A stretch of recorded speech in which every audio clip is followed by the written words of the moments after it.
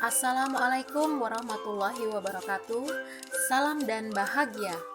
Bapak dan Ibu guru hebat, ini merupakan video aksi nyata dari pembelajaran di platform Merdeka Belajar.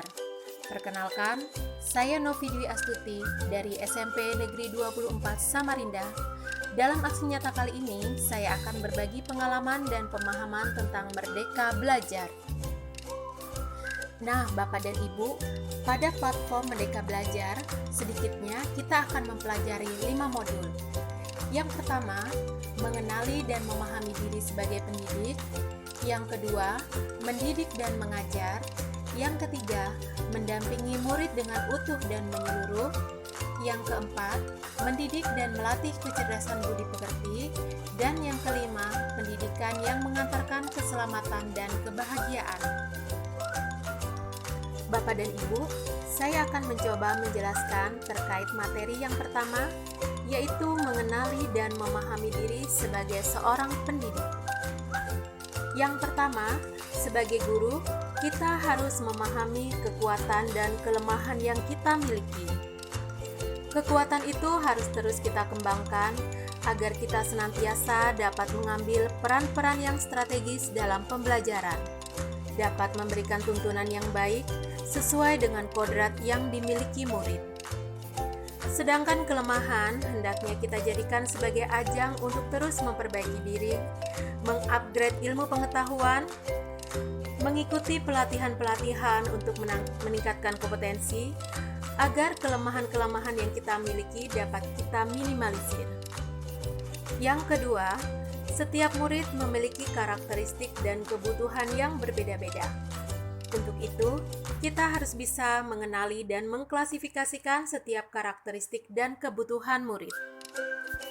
Yang ketiga, menurut Ki Hajar Dewantara, manusia yang merdeka adalah manusia yang hidupnya bersandar pada kekuatan sendiri, baik lahir maupun batin.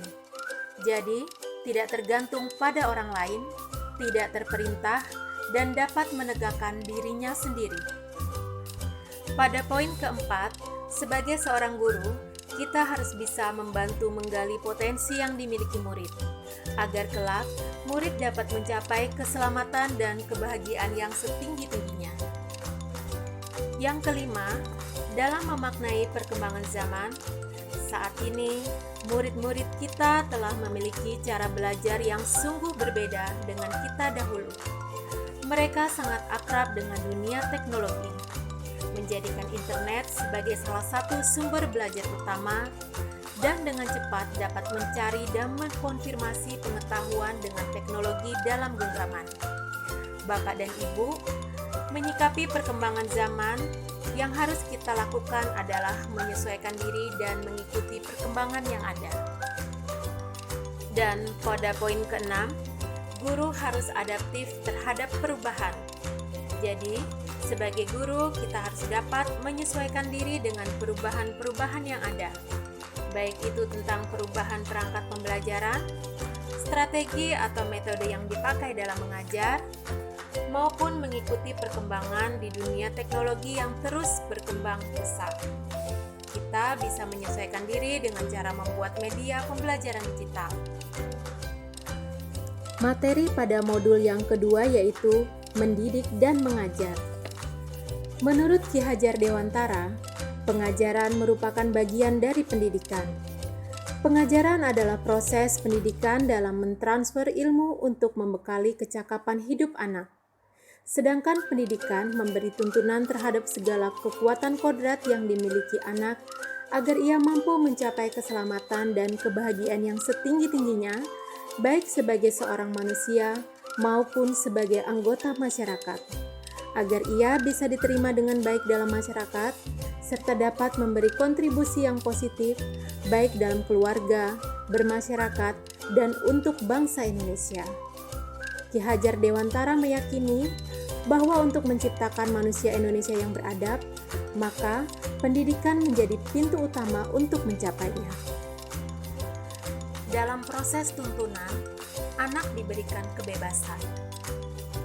Namun, pendidik sebagai pamong yang bertugas memberi tuntunan dan arahan agar anak tidak kehilangan arah dan membahayakan dirinya.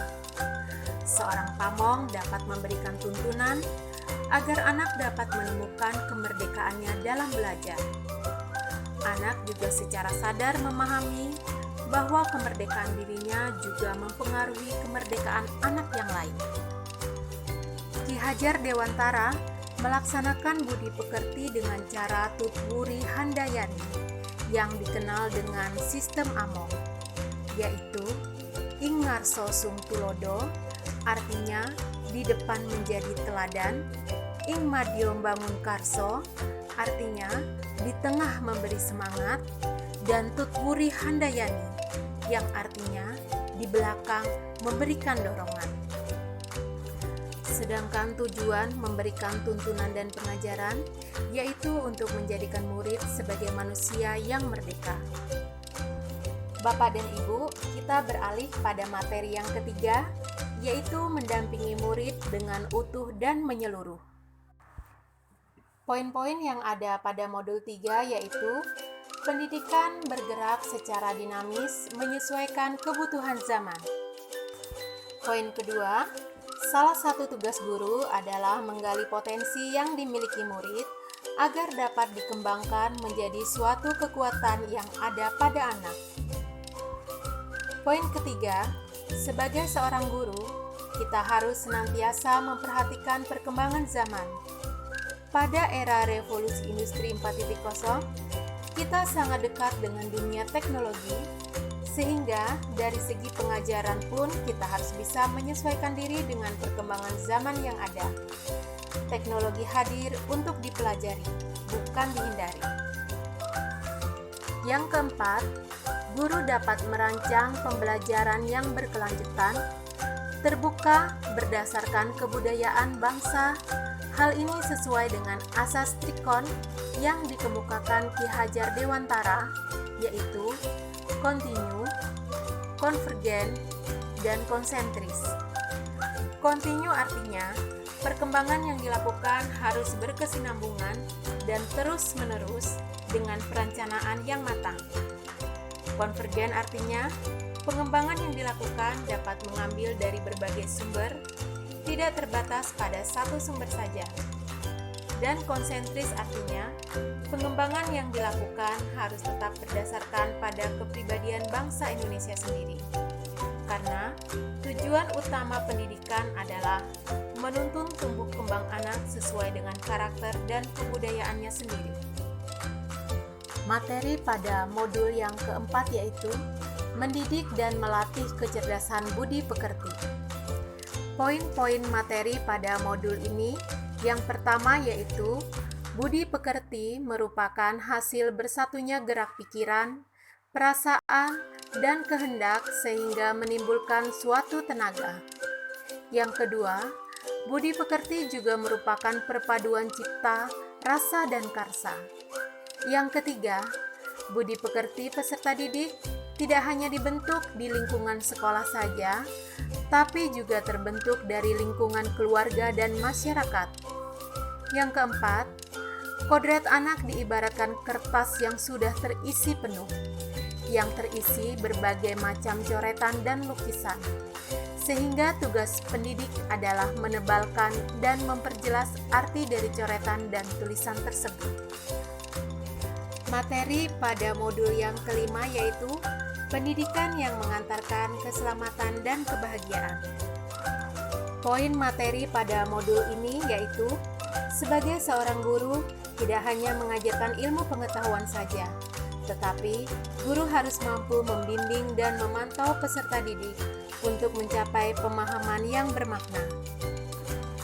Yang kedua, guru tidak harus memaksakan perspektifnya kepada siswa. Biarkan siswa belajar memahami menurut sudut pandang mereka masing-masing, tetapi masih dalam bimbingan guru sebagai among. Yang ketiga, fungsi pendidikan adalah mengantarkan siswa agar siap hidup dan mampu mengisi zamannya.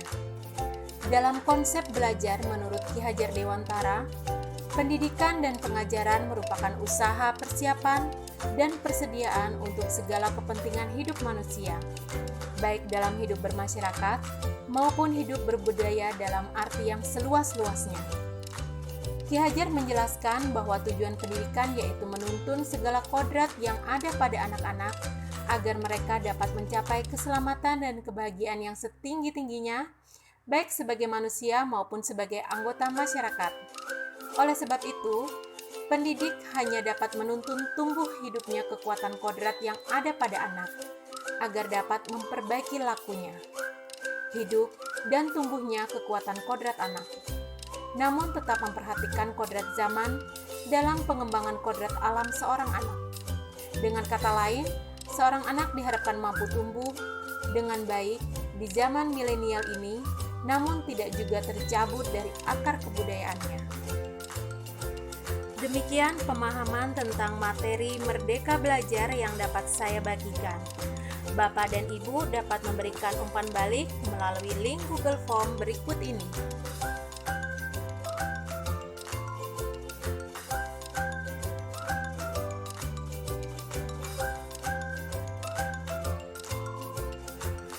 Mari bergerak bersama mewujudkan transformasi pendidikan. Saya memohon maaf jika ada penyampaian yang salah. Terima kasih. Wassalamualaikum warahmatullahi wabarakatuh.